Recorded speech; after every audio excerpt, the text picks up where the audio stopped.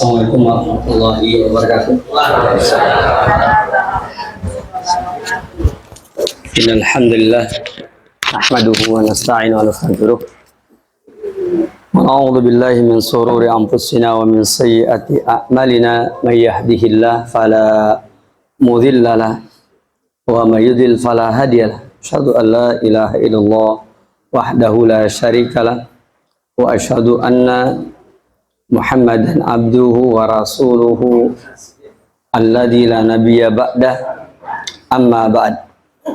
Kita sudah membahas dari kitab Al-Ilmu Al-Mustatab fi surati Su'al wa Jawab. Dan pada pertemuan yang lalu kita sudah membahas tentang rukun iman yang 6 ya. Dan yang terakhir sampai kepada rukun iman yang ke-6. Al-imanu bil qadari khairihi wa syarrihi. Ini kayaknya belum ya? Baru 5 ya. Qala al-mu'allifu hafidhahullah. Adapun rukun iman yang ke-6 yaitu al-imanu bil qadari khairihi wa syarrihi. Beriman terhadap takdir Allah yang baik maupun yang buruk. Beriman ya terhadap takdir Allah yang baik maupun yang buruk. Yang menarik bagi kita jamaah sekalian yaitu bahwa ketika membahas tentang rukun iman ya, ketika membahas tentang rukun iman, maka Rasulullah SAW menggunakan 2 kalimat antu'mina. Mal iman, apakah itu iman? Maka dijawab antu'mina billahi wa malaikatihi wa kutubihi wa rusulihi wal yaumil akhiri wa tu'mina. Setelah itu baru kemudian kalimatnya wa tu'mina. Jadi kata-kata tu'mina itu diucapkan 2 kali. Ya, kata-kata wa tu'mina diucapkan 2 kali. Begitu. Pertanyaannya adalah kenapa diucapkan 2 kali? Kata para ulama karena rukun iman di dalam Al-Qur'anul Karim tidak ada yang 6 rukun iman dalam satu untaian, tidak ada. Ya, tidak ada dalam satu untaian. Maka di sana terbagi 2. Yaitu yang pertama ayat-ayat yang menjelaskan rukun iman yang 5. Adapun rukun iman yang ke-6 itu terpisah. Makanya kalimatnya antu'mina billahi wa malaikatihi wa rusulihi wal yaumil akhir. Selanjutnya, yang kedua, di dalam keterangan ini juga memberikan informasi kepada kita bahwa beriman kepada takdir itu adalah perkara yang khusus dan istimewa. Oleh karena itu, di dalam kitab-kitab para ulama yang berbicara tentang usul sunnah, prinsip-prinsip sunnah, yakni prinsip-prinsip akidah, maka yang sering pertama kali diangkat ke permukaan adalah tentang beriman kepada takdir. Umpamanya kitab usul sunnah, ya, Al-Imam Ahmad Al-Humaidi rahimahullah, yang lebih senior dari Al-Imam Ahmad bin Muhammad bin Hanbal. Dalam kitab usul sunnahnya beliau, maka yang pertama beriman kepada takdir. Beliau menerangkan ada sekitar 9 poin ya usul sunnah, maka salah satunya atau yang pertama adalah beriman kepada takdir. Itu dalam kitab usul sunnahnya lil Imam Al-Humaidi. Begitu pula yang kedua di dalam kitab usul sunnahnya Al-Imam Ahmad juga sama ya. Usul sunnah Imam Ahmad yakni sama. Apa? Beriman kepada takdir. Beriman kepada takdir. Begitu. Begitu pula di dalam kitab ya Al-Fiqhul Akbar, Fikih Akbar, yaitu prinsip dari Al-Imam Abu Hanifah. Juga poin yang pertama adalah beriman kepada takdir. Ala kulli hal, beriman kepada takdir memegang peranan yang penting, bahkan prinsip yang luar biasa ya di dalam agama kita. walaupun dia adalah poin yang keenam, tetapi ketika para ulama kita menjelaskan tentang masalah iman atau tentang usul sunnah, prinsip-prinsip sunnah, maka yang diangkat ke permukaan pertama kali adalah beriman kepada takdir. Selanjutnya, al-imanu bil qadari khairihi wa syarrihi, beriman kepada takdir Allah yang baik maupun yang buruk. Wa huwa an ya'taqida wa nusaddiqa tasdiqan jaziman bi anna kulla khairin wa syarrin fa huwa bi qada'illahi wa qadarihi. Apa yang dimaksud dengan beriman kepada qadar Allah, takdir Allah yang baik maupun yang buruk? Maksudnya adalah kita beriktikad, kita berkeyakinan, dan kita membenarkan dengan sebenar-benarnya, dengan penuh keyakinan bahwa semua perkara yang baik dan semua perkara yang buruk itu berdasarkan qada dan qadar Allah. Itu berdasarkan apa tadi? Qada dan qadar Allah. Qada adalah ketentuan Allah berkenaan dengan perbuatan para hambanya. Qadar adalah ketentuan Allah yang tidak terkait dengan perbuatan para hambanya. Makanya kalau qadar itu dari semenjak zaman ajali. Adapun kalau qada terkait dengan perbuatan-perbuatan manusia. Wa annahu al-fa'alu lima yurid. Dan sesungguhnya Allah tabaraka wa taala al-fa'alu lima yurid, yang mengerjakan semua yang Allah kehendaki. Fa'alu lima yurid, yang mengerjakan semua yang Allah kehendaki. La yakunu syai'un illa bi iradatihi. Tidak ada sesuatu pun kecuali dengan iradah Allah Subhanahu wa taala. Tidak ada sesuatu pun kecuali dengan apa? Dengan iradah Allah Subhanahu wa taala. Dengan kehendak Allah Subhanahu wa taala. Wala yakhruju syai'un an masyiatihi. Dan tidak ada sesuatu pun yang keluar dari masyiatullah, dari kehendak Allah. Karena Allah berfirman, wa ma tasyauna illa ayyasha'allahu rabbul alamin. Wa ma tasyauna, dan tidaklah tasyaun, kalian menghendaki illa kecuali ayyasha'allahu rabbul alamin, pasti akan bersamaan atau pasti harus mendapatkan keputusan dari kehendak Allah Subhanahu wa taala. Artinya kehendak manusia tidak boleh bertentangan dengan apa? Dengan kehendak Allah taala. Kehendak manusia harus sejalan. Ketika dia tidak sejalan dengan kehendak Allah, maka berarti ini adalah keburukan. Ketika dia sejalan dengan kehendak Allah, maka itu merupakan kebaikan. Berkehendaknya mukhayyar, itu pilihan manusia. Tetapi apapun yang manusia kehendaki pasti harus sesuai dengan kehendak Allah Subhanahu wa taala. Ketika sejalan, maka berarti kehendak manusia itu sesuai dengan kehendak Allah. Ketika tidak sejalan, maka berarti dia berbeda dengan kehendak Allah. Itu namanya masyiah, masyiatullah. Walaysa fil alami syai'un yakhruju an taqdirihi.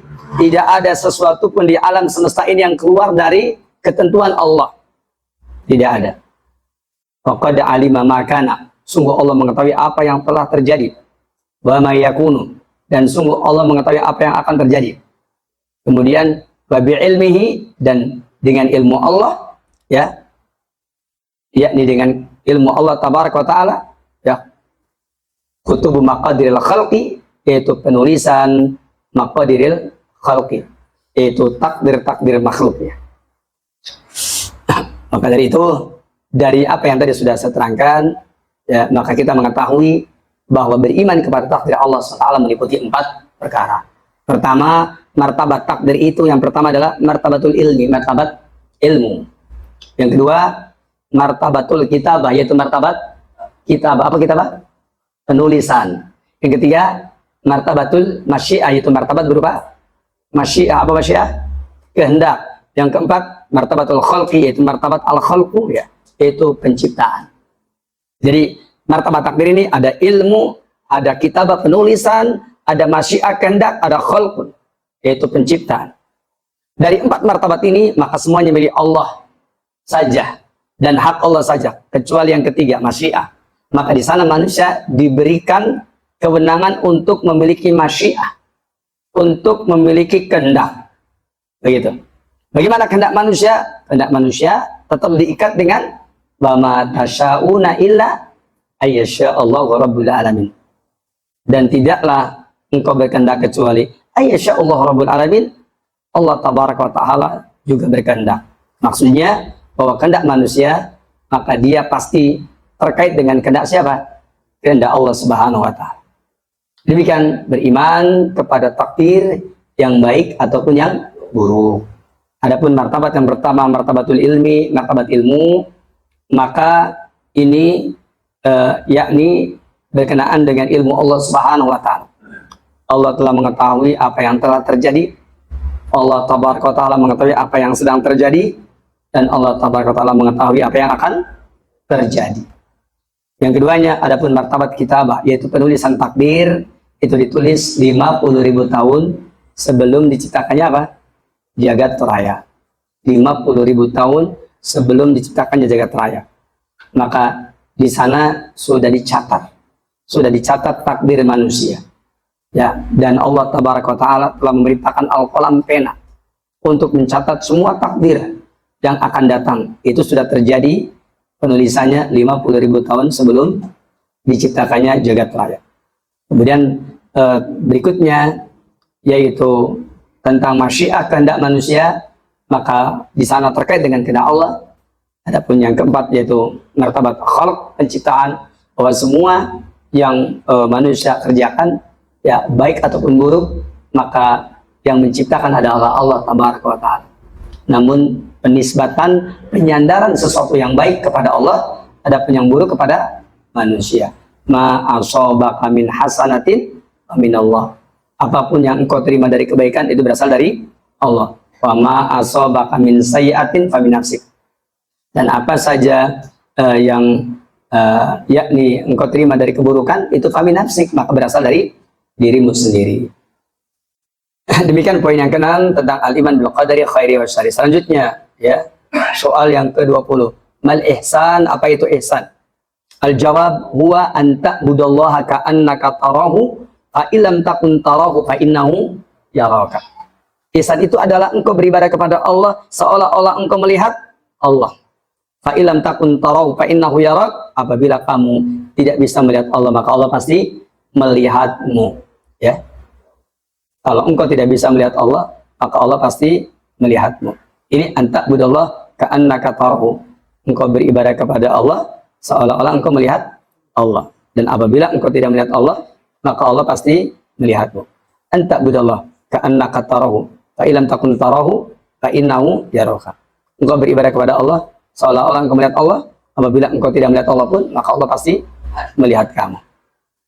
Nah, ini keterangan atau penjelasan yang diterangkan di dalam kitab-kitab para ulama tentang beribadah kepada Allah Subhanahu wa taala.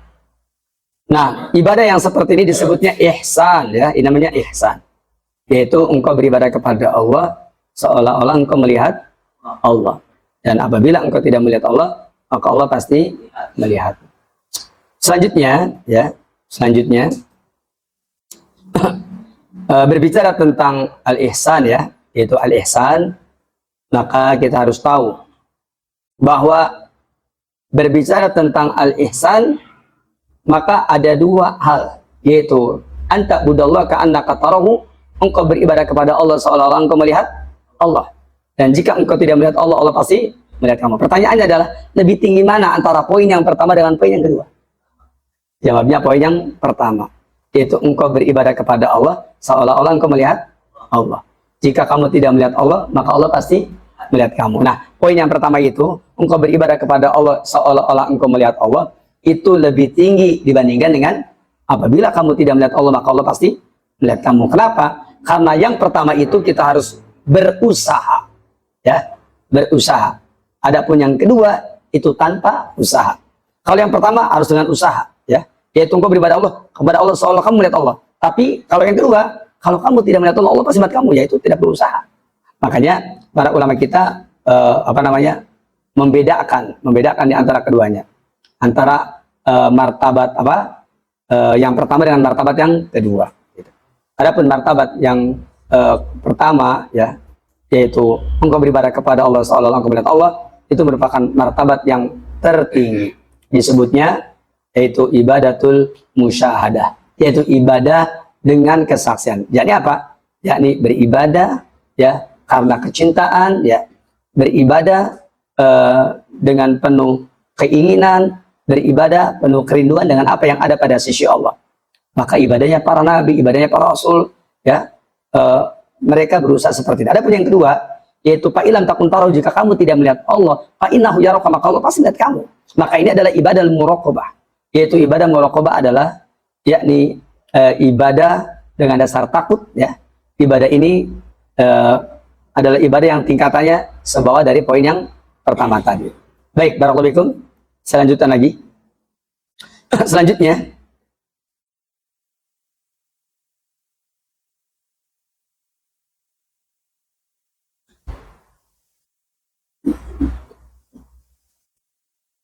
soal berikutnya, ma maratibul qadar wa ma syarhuha. Apakah martabat takdir dan apa pula penjelasannya? Tadi sudah disebutkan maratibul qadar arba'ah. Martabat takdir ada 4. Pertama al-ilmu, yang kedua al-kitabah, yang ketiga al-masyiah, yang keempat al-khalqu. Al-ilmu ilmu, al-kitabah penulisan, al-masyiah ya kehendak, al-khalqu ya penciptaan. Adapun yang pertama, al-ula ilmullahi ta'ala, ilmu Allah ta'ala. Huwa ya'lamu kulla syai', bahwa Allah mengetahui segala sesuatu. Wa ma yaqum bihi al-ibad, dan apa saja yang para hamba menempati padanya qabla wuqu'i syai', sebelum terjadinya sesuatu, wa ba'da wuqu'i syai', dan setelah terjadinya sesuatu. Artinya Allah mengetahui segala sesuatu ya, dan apa saja yang ditempati atau yang akan dilakukan oleh seorang hamba sebelum terjadi maupun setelah terjadi. Itu namanya martabatul ilmi. Allah berfirman di dalam surah Luqman ayat 34. Kata Allah tabaraka ta'ala, innallaha indahu ilmu sa'ah. Sesungguhnya Allah memiliki ilmu tentang kiamat. Wa yunazzilul ghaitha wa ya'lamu ma fil arham. Allah yang akan menurunkan hujan, dan Allah mengetahui apa yang ada pada rahim. Wa ma tadri nafsun madza taksibu goda. Satu jiwa pun tidak mengetahui apa yang akan dia lakukan untuk hari esok. Barakallahu, saya mau tanya. Ya, antum yang hadir di sini besok mau ngapain? Hah? Orang bilang manusia cuma berencana, Allah yang mentakdirkan. Umpamanya besok mau ke Jakarta. Umpamanya. Ternyata nggak jadi. Itu bukti. Ya, jadi ya. Cuma nggak sampai ke Jakartanya. Kenapa macet di Ciasem? Balik lagi. Mungkin apa tidak? Nah, itulah yang disebut dengan ya wa mata di nafsu madza taksibu goda. Wa mata di nafsu bi ayyi ardin tamut, dan satu jiwa tidak tahu ya di negeri mana, di bumi yang mana ya dia akan mati. Juga tidak tahu. Innallaha alimun khabir, sesungguhnya Allah tabaraka taala dat yang maha mengetahui lagi maha mengamati. Maka kalimat innallaha indahu ilmu sa'ah itu dalil yang menunjukkan bahwa ilmu tentang takdir ada pada sisi Allah Subhanahu wa taala. Yang kedua, at-tsaniyah al-kitabah, yaitu kitabah. Wa huwa anallaha kataba kulli syai', bahwasanya Allah telah mencatat segala sesuatu fil lauhil mahfuz, di dalam lauhul mahfuz. Fama yaqa'u, apa yang sedang terjadi, wa ma sayaqa'u, dan apa yang akan terjadi, min maqadiril ibadi wa ghairiha minal ahdas, ya, yaitu dari takdir-takdir para hamba dan yang lainnya yang akan terjadi. Bahwa maktubun indahu fi kitab, maka dia tercatat di sisinya di dalam satu kitab. Makanya Allah berfirman dalam surah Al-An'am 59, wa indahu mafatihul ghaibi la ya'lamuha illahu. Allah mempunyai ya kunci-kunci kegaiban, tidak ada yang mengetahuinya kecuali Dia Allah. Dan Allah mengetahui wa ya'lamu ma fil bari wal bahr. Allah mengetahui apa yang berada di daratan dan apa yang berada di lautan. Wa ma tasqutu min waraqatin illa ya'lamuha wa la habatin fi dhulumatil ardi wa la ratbi wa la yabis wa la ratbi wa la yabisin illa fi kitabim mubin. Kata Allah tabaraka taala ya tidaklah sehelai daun yang jatuh kecuali Allah pasti mengetahuinya. Tidak pula satu biji yang jatuh dalam kegelapan malam. Tidak pula sesuatu yang basah maupun yang kering illa fi kitabim mubin, melainkan semuanya tercatat di dalam kitab yang terang. Nah, dari poin yang kedua ini, kata para ulama, siapa yang mengingkari maratibul ilmi, martabat ilmu, dan mengingkari martabat kitab pencatatan takdir, maka dia berarti telah menghilangkan takdir seluruhnya. Saya ulangi ya, siapa yang tidak menerima, ya, tidak mau menerima bahwasanya ilmu takdir ada pada sisi Allah dan juga pencatatan takdir yakni telah terjadi, dan dia mengingkari dua ini. Kalau dia mengingkari, maka dia berarti mengingkari tentang takdir secara menyeluruh. Maka kata para ulama itu disebutnya apa? Gulat minal qadariyah. Itu namanya qadariyah yang melampaui batas. Dan orang qadariyah yang berpemahaman seperti ini, maka kufurlah dia. Kufur dia. Dan kata para ulama, gulat qadariyah yang pertama ini, yakni yang pengingkar martabat ilmu dan martabat kitabah, sekarang sudah tidak ada. Ada pun yang tersisa adalah yaitu orang-orang qadariyah yang menolak martabat masyiah dan martabat pencipta. Contohnya umpamanya tentang masyiah, yaitu dengan munculnya paham, ya, paham apa? Paham qadariyah yang mengatakan bahwa semua terserah kita. Ya Allah tidak tahu menahu. Biasanya mereka memakai dalil innallaha la yughayyiru ma biqaumin hatta yughayyiru ma bi anfusihim. Begitu, dan ini ayat sering dipakai apalagi di musim pemilu sekarang ini. Sesungguhnya Allah tidak akan bisa merubah nasib satu kaum. Ya, sesungguhnya ya Allah tidak akan merubah nasib satu kaum sampai kaum itu sendiri yang akan merubahnya. Innallaha la yughayyiru ma biqaumin hatta yughayyiru bi anfusihim. Kemudian muncullah slogan, kita harus mengadakan perubahan, begitu kan? Dirubah, begitu kan? Semua nasib itu tergantung kita yang akan menentukan nasib kita sendiri. Begitu. Untuk masa depan, kemajuan masa depan, maka tidak ada yang bisa menentukan kecuali kita sendiri. Lupa dia dengan Allah. Nah, ini muncul ini, ya, apalagi musim-musim kampanye seperti sekarang ini kadang-kadang bablas. Allah tidak akan merubah nasib satu kaum sampai kaum itu sendiri yang merubahnya. Jadi inginkah kalian merubah Indonesia? Mari kita lakukan apa? Perubahan. Gitu. Seperti itu ya. Itu banyak slogan-slogan yang seperti itu yang semisalnya. Nah, yang seperti ini, saya ulangi bahwa ini adalah sesuatu yang sangat berbahaya ya. Makanya hendaklah kita senantiasa ingatkan bahwasanya kita tidak akan bisa melakukan perubahan-perubahan itu kecuali apa? Kecuali atas izin Allah Subhanahu wa Ta'ala. Jangan lupa, selalu begitu. Perubahan apapun yang ingin kita lakukan, semuanya hanya dengan izin Allah. Niscaya perubahan tersebut ya berakibat kebaikan. Nah, kalau yang menolak martabatul masyiah dan martabatul khalqi, itu qadariyah yang pelakunya tidak dikafirkan. Ya, itulah qadariyah yang masih tersisa sampai hari ini. Yang ketiga, babu al-asalisu al-masyiah wa huwa anna kulla syai'in, bahwasanya segala sesuatu yaqa'u yang yang akan terjadi itu bimasyiatillah, dengan kehendak Allah. Fala yaqa'u syai'un minhu, tidak ada sesuatu pun darinya yang terjadi, au min khalqi, atau dari makhluknya. Wa alaysa fi samawati wal ardi minal harakati wa suknati illa bimasyiati subhanahu. Maka sebutkan bahwasanya tidak ada di langit-langit maupun di bumi, apakah itu pergerakan, apakah diam, melainkan semuanya dengan kehendak siapa? Dengan kehendak Allah. Famasyaallahu, apa saja yang Allah kehendaki karena pasti terjadi. Wa malam yasha, dan apa yang tidak Allah kehendaki lam yakun, pasti tidak terjadi. Wala yakunu fi malakutihi illa ma yurid, dan tidak ada satupun yang terjadi dalam kekuasaan Allah kecuali apa? Ma yurid, apa yang Allah kehendaki. Artinya semua ini yakni apapun yang terjadi, mau baik mau buruk, itu semuanya apa? Ya harus mendapatkan apa? Aksesnya dari kehendak Allah. Tetapi kita tidak boleh menisbatkan keburukan, menyandarkan keburukan kepada siapa? Kepada Allah. Kita hanya boleh menyandarkan keburukan itu kepada manusia. Kalau kepada Allah harus kebaikan. Makanya dikatakan ma asobaka min hasanatin fa min Allah. Kalau kebaikan dari Allah. Wa ma asobaka min sayyi'atin fa min nafsik. Tapi kalau keburukan fa min nafsik, dari dirimu sendiri. Ya. Di dalam hadis qudsi Nabi kita yang mulia Allah berfirman, apa katanya? Ya.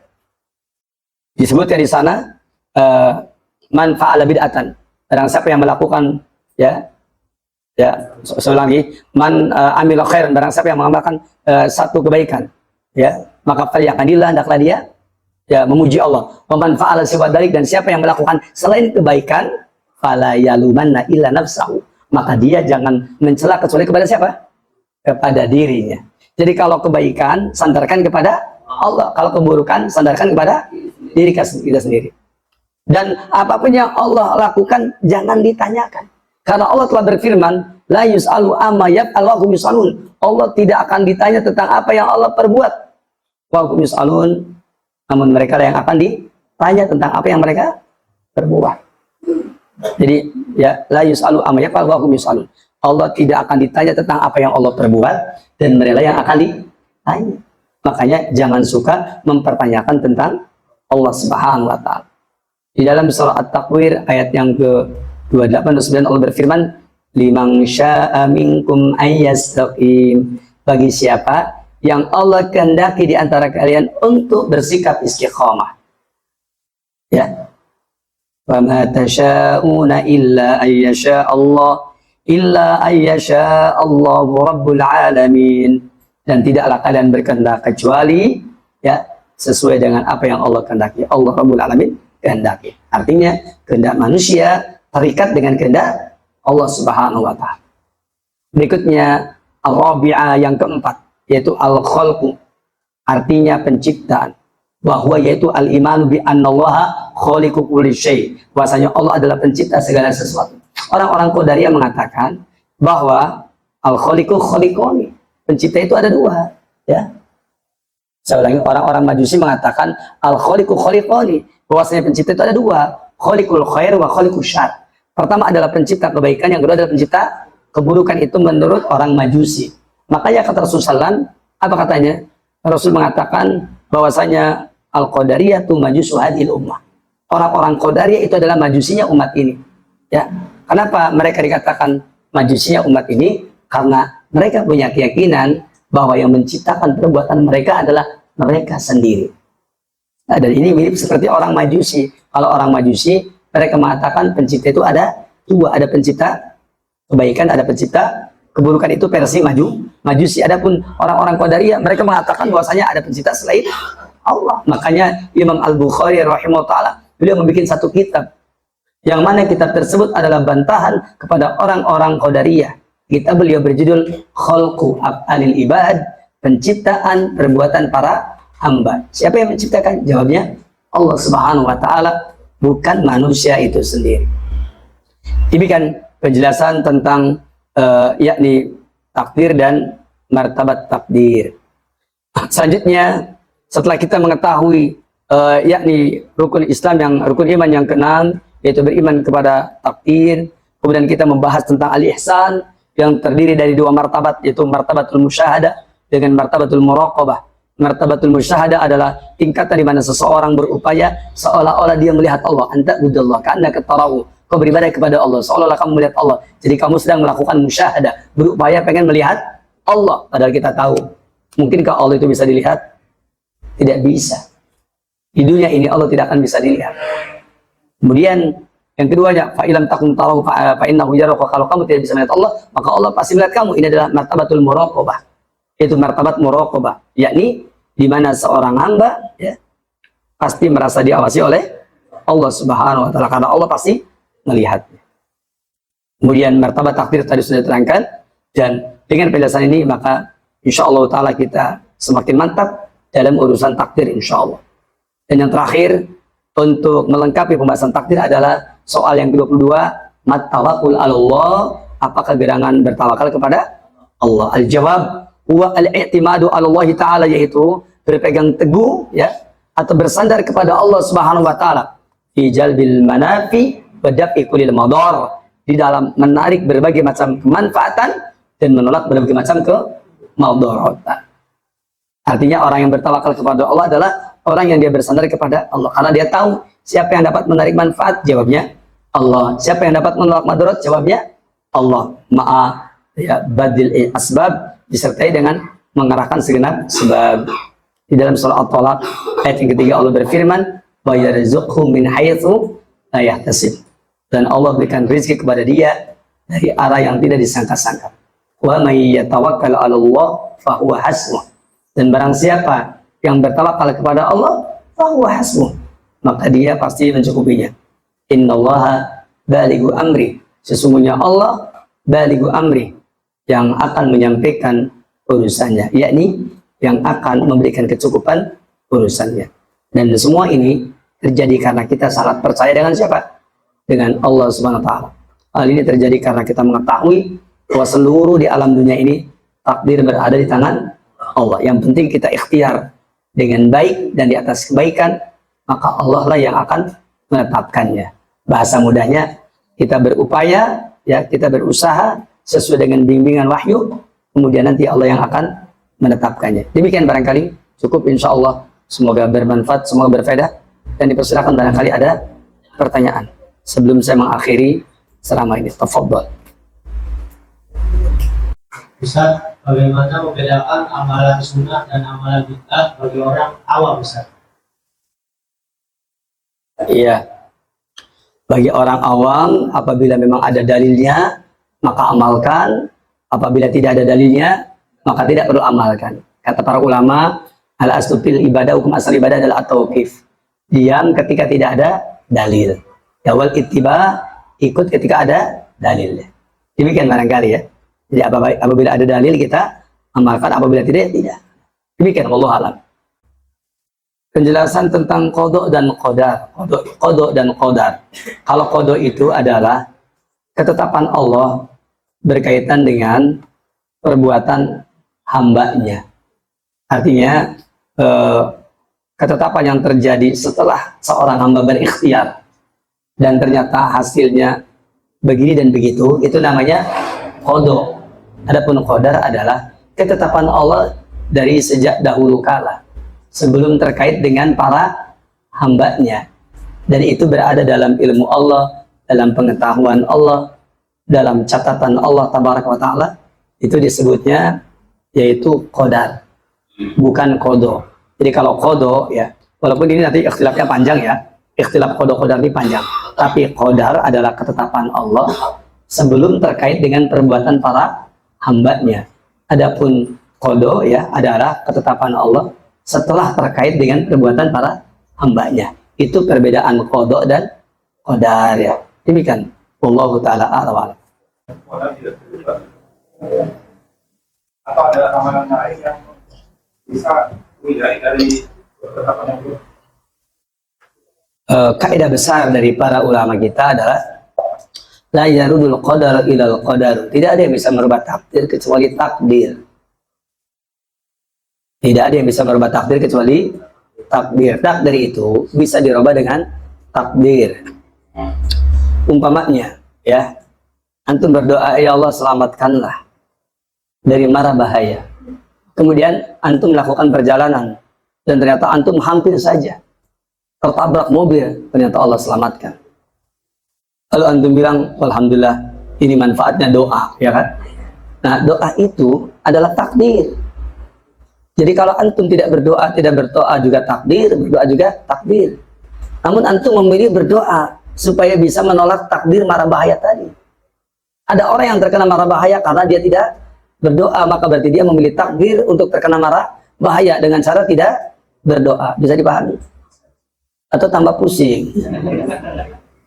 Supaya tidak pusing, maka ketika berbicara tentang takdir, berbicara sesuai dengan alur dalil. Begitu. Ya. Itu namanya takdir seperti itu. La yarudul qadar ilal qadar. Dulu pernah kejadian, yakni Umar bin Khattab radhiyallahu anhu, ya, beliau pernah akan masuk ke suatu daerah dan ternyata di daerah tersebut terjangkit wabah penyakit. Maka beliau kemudian ya tidak jadi masuk daerah tersebut, dia berbalik. Ya, ada sahabat Nabi yang lain yang bilang kepada Umar bin Khattab, ya Amirul Mukminin, kenapa engkau lari dari takdir? Maka Umar bin Khattab menjawab, aku lari dari takdir ini untuk mendapatkan takdir yang lain. Apa lari dari takdir ini? Kalau aku masuk, maka mungkin terkena takdir kena penyakit. Aku tidak masuk, aku kemudian kembali ke tempat yang lain atau menghindar, itu adalah takdir yang kupilih. yaitu supaya tidak terkena penyakit. Jadi terkena penyakit adalah takdir lantaran dia meretas jalan menuju kepada takdir itu, dan begitu pula orang yang tidak terkena penyakit juga adalah merupakan takdir karena dia sudah berusaha untuk apa? Untuk ya tidak masuk ke tempat tersebut agar tidak terkena takdir tadi. Dan Nabi kita yang mulia sudah melarang orang memasuki satu negeri yang di negeri tersebut ternyata sedang ada berjangkit wabah penyakit. Maka Rasul telah memberikan petunjuk yang terbaik apa? Menghindari takdir buruk untuk mendapatkan takdir yang baik, begitu. Orang mendapatkan keburukan adalah takdirnya, dan orang mendapatkan kebaikan juga adalah takdirnya. Makanya la yarudul qadaru ilal qadaru, tidak ada yang bisa menolak takdir kecuali apa? Takdir. Ya, begitu barangkali ya. Wallahu a'lam.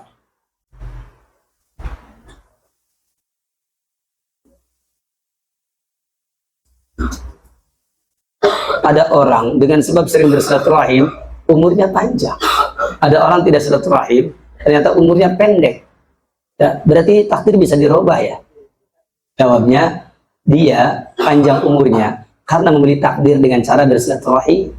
Bersilaturahim adalah merupakan takdir yang baik yang bisa memanjangkan umur dia, yakni mendapatkan takdir pendek umurnya karena dia memilih takdir itu.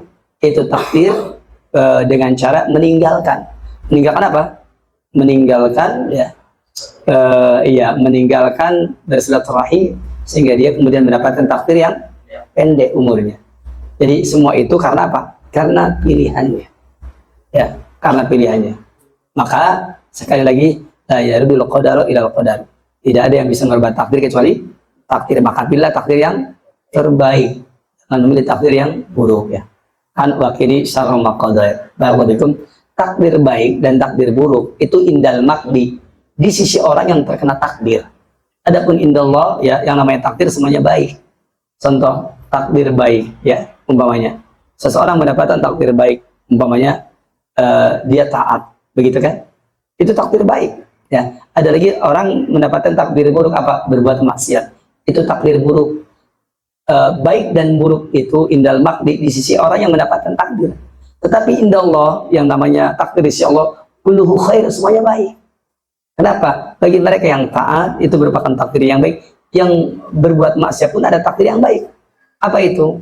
Yakni baik di sisi Allah supaya hamba ini bertaubat, supaya hamba ini kembali ke jalan Allah.